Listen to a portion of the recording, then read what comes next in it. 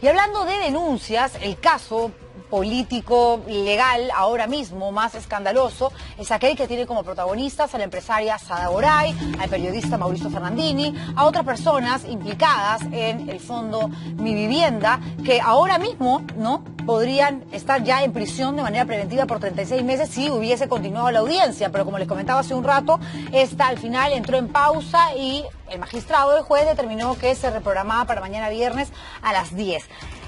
Hay muchas cosas que ustedes no saben y que las sabe Christopher Acosta, quien es periodista, es investigador, escritor. Su libro exitosísimo, Plata como cancha, se vendió como cancha. Le generó algunos problemas también, pero por suerte ganó, reculó Acuña, porque era una ridiculez denunciar, querellar a un periodista por contar la historia de un político. Y él ahora tiene una segunda entrega que se llama Presidentes por Accidente, Castillo y Boluarte, Corrupción, Golpe y Suerte.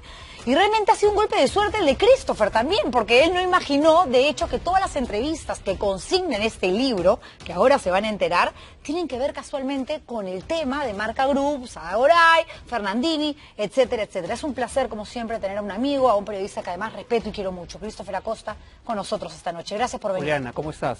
El gusto es mío. Ha sido un gusto además leerte. Me preguntabas, ¿has podido leerlo todo? Recontra chancona. O sea, si hoy día no venías, no te hablaba más, porque lo he leído. Y además, claro, ¿Qué te ha parecido?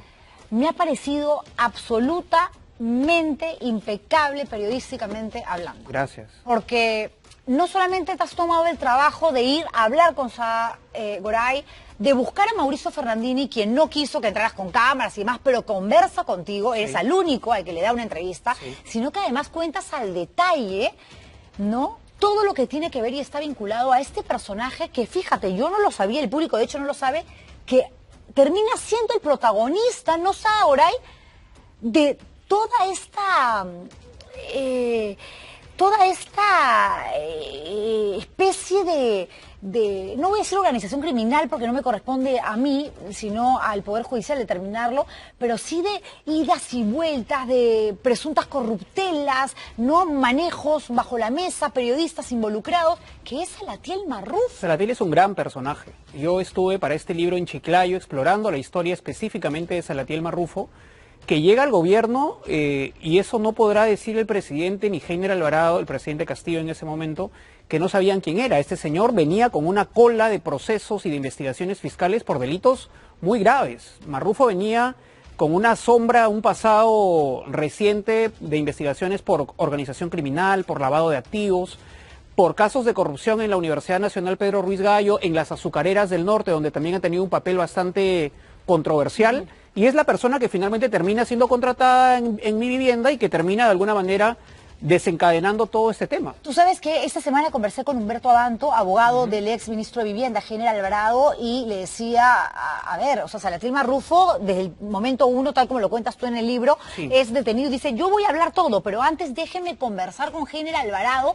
porque él tiene que hablarnos de los cafés. Correcto. Ya nos dirás tú a qué se refiere con el tema de los cafés, pero él me dice, sí, era una relación laboral, pero no era una relación íntima, porque yo le decía, si Salatiel Marrufo recibía estas coimas y se las daba a Castillo, pasando por el ministro de Vivienda, ¿cómo es que Heiner Alvarado entonces tenía tan poca capacidad y olfato de no reconocer lo que hacía su mano derecha? Porque no eran amigos. Sin embargo, tú descubres que ellos tienen una relación desde hace 20 años, desde la universidad. Se conocen desde la época universitaria. Salatiel Marrufo, Heiner Alvarado y Abel Cabrera, otro hombre importante del gobierno de Castillo, no porque era funcionario, sino porque estaba en el círculo de confianza del expresidente, se conocen como estudiantes, fundan un partido, un movimiento político en la Universidad Nacional Pedro Ruiz Gallo, y estos tres estudiantes revoltosos, 20 años después, terminan trayéndose abajo un gobierno, ¿no?, con todo este montaje corrupto. Y en efecto, Heiner Alvarado podrá decir, y es válido en su defensa, lo ha dicho Abanto, que no conocía los manejos de Salatiel, pero nos dice mucho, por ejemplo, Juliana, todo el tiempo que Castillo mantuvo a Heiner Alvarado como ministro. Acuérdate que era un gobierno que los ministros les duraban mes y medio, 2 meses. Sí. Era un gobierno que los ministros se ponían y se sacaban con una velocidad que no habíamos visto antes, pero hay un personaje que se mantiene incólume en el gobierno, que es Heiner Alvarado.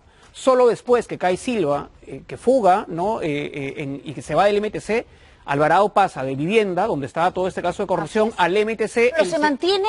Se mantiene en el cogollo, se mantiene en el poder, y eso dice mucho de la cercanía que tenía Castillo con Heiner Alvarado. Ahora, Alvarado, entendemos hasta ahora, por lo que se conoce, aún no echa a Castillo. Es una pieza importante también dentro de esta investigación. Pero Alvarado tampoco reconoce lo que Salatiel Marrufo le cuenta a la Fiscalía, razón por la cual él no está preso, porque ya es colaborador eficaz. Y Sí. tú dices que cuando él es detenido, mientras lo traen a Lima y demás, él dice, yo voy a hablar, yo voy a contar todo, pero déjenme por favor hablar con Heiner Alvarado. ¿Por qué crees que tenía esa necesidad urgente de hablar con él? Mira que varios de los personajes que han terminado acogiéndose a una colaboración eficaz tienen a través de los abogados comunicación para ponerse de acuerdo y en grupo acogerse a una colaboración en la que sus versiones calcen y encajen como un rompecabezas. Ese pasaje que tú mencionas, en efecto, Salatiel Marrufo le pide al equipo especial policial que dirigía en ese momento, que dirige hasta ahora Harvey Colchado, les pide como paso previo a darles el sí para la colaboración eficaz, tener algún tipo de comunicación con Heiner Alvarado. Pide que se lo lleven a su casa o que lo pongan al teléfono. Tenía algo que decirle a Alvarado muy importante. Por supuesto, la policía se niega, era algo ilegal. Entonces Salatiel le dice, díganle por favor la siguiente frase, dígale que tiene que hablar de los cafés. Y es además la palabra, recordarás tú, que Sada Goray dijo en su testimonio, que cafés se le denominaba las entregas de dinero que hacía ella. Correcto, a los sobornos. Efectivamente. Hay una parte que me parece alucinante, porque hace instantes tú dices, estos tres personajes, Heiner Alvarado, Salatiel Marrufo y Abel, ¿verdad?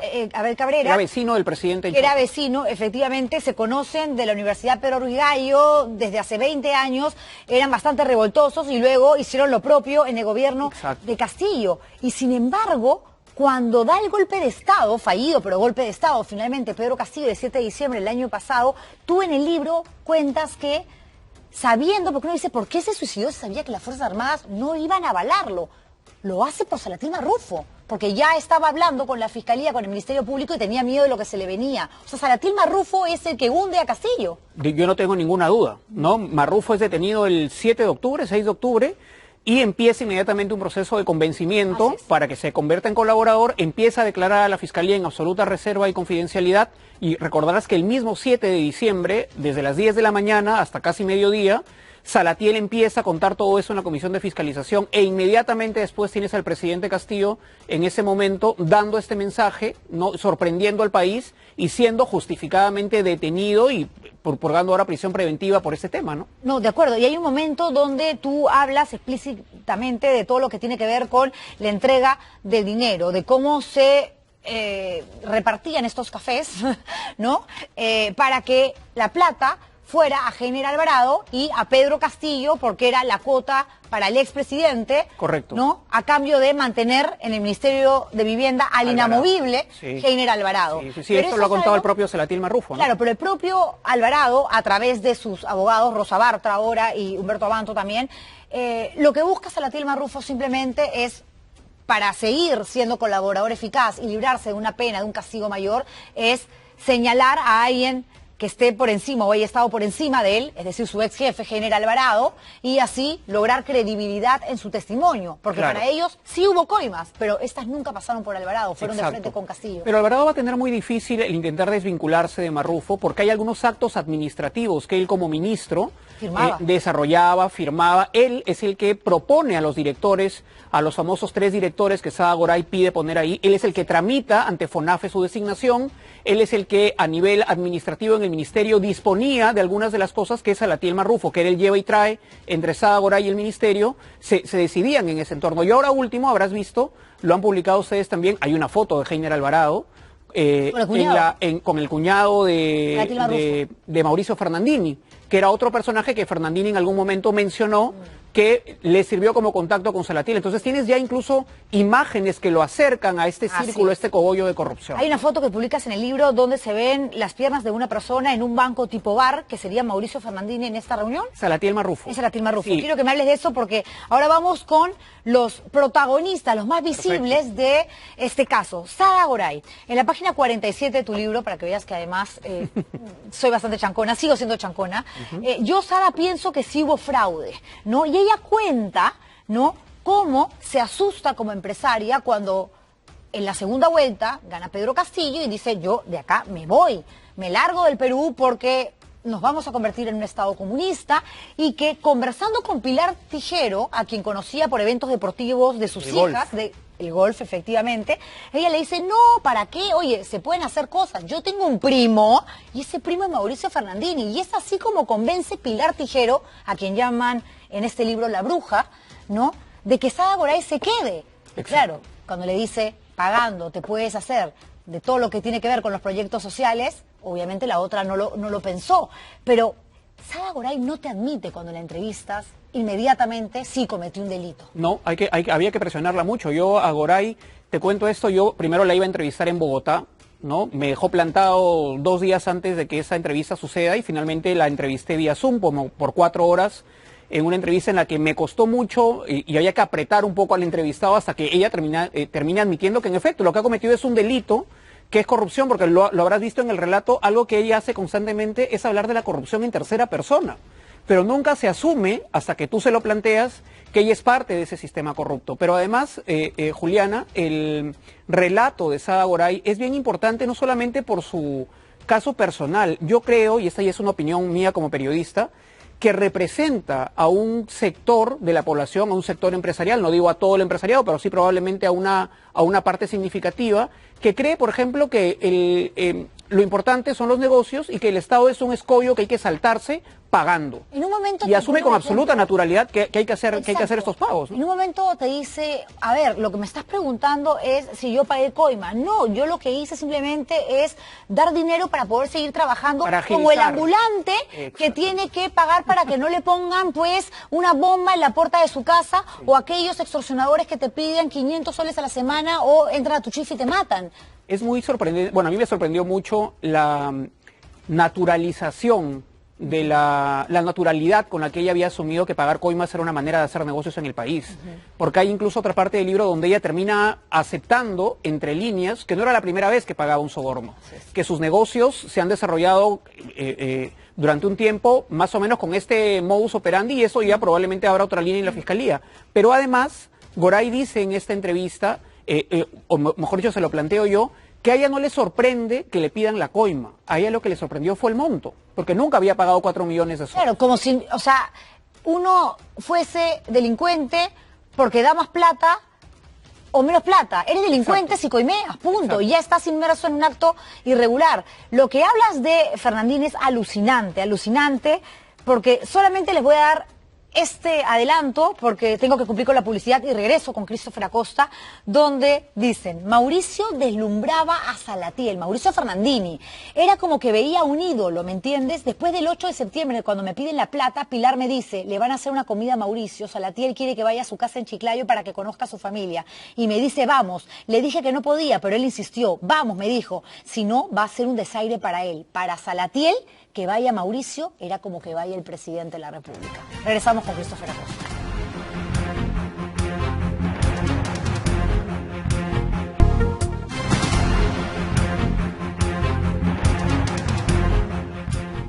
Presidentes por accidente, el último libro de Christopher Acosta, mi invitado esta noche, con quien vamos a cerrar el programa. Nos quedan pocos minutos, pero quiero aprovecharlos al máximo para hablar de la página 61, 62, 63, 64, 65, donde es el único periodista, Christopher, que logra conversar, entrevistar a Mauricio Fernandini. Él le dice sin cámaras, sin grabadora, pero es una entrevista, porque es un periodista frente a una persona que está siendo acusada de haber cometido presuntamente un delito. ¿Qué fue lo primero que te dijo? Mira, era una entrevista que yo estaba persiguiendo desde hace un tiempo, no solamente, digamos, desde el canal en el que trabajo, sino ya en el proyecto. Yo creo que a él lo que lo animó finalmente a hablar es enterarse que yo había entrevistado también a Sada Goray, que es un poco su contraparte en toda esta historia. Lo visité en su casa en Miraflores, más o menos 5 o 6 días antes de su detención.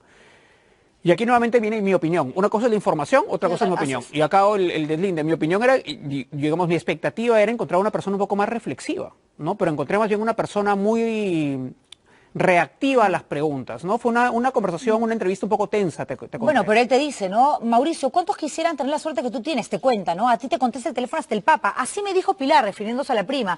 Yo le dije que no me interesaba, que no me dedico, ni me he dedicado nunca al lobby y que no me parecía compatible lo que me proponía con lo que estaba haciendo porque trabajaba como periodista en la RPP. O sea, asume que lo que estaba haciendo era malo, no hablemos todavía de delitos, pero luego lo niega y lo sigue negando y se cierra en su defensa. Sí, pero además con muchas contradicciones, ¿no? Él me dijo, por ejemplo, en algún momento de esta charla, que él se termina de enterar quién es Salatiel Marrufo solo tras su detención. Y eso es algo absolutamente inverosímil, porque todo el país... RPP y no sabía quién era Salatiel Marrufo. Pero además porque toda la prensa, y sobre todo la prensa que investiga, tenía chequeado a Salatiel Marrufo por lo menos 3 o 4 meses antes de que sea detenido. Sabíamos que era un hombre fuerte del gobierno, que era un hombre oscuro en el gobierno. Entonces, respuestas de ese tipo a mí me sorprendían mucho, ¿no? Y él termina básicamente, bueno, aceptando que se vio seducido por la posibilidad de recibir estos dineros. No acepta los bonos de éxito que la Fiscalía ya en su acusación y en su preventiva prácticamente ha aprobado. Los 300.000. Los 300.000 soles. Entiendo que el cálculo está hecho en dólares, que es el dinero, es la moneda en la que él habría recibido el dinero.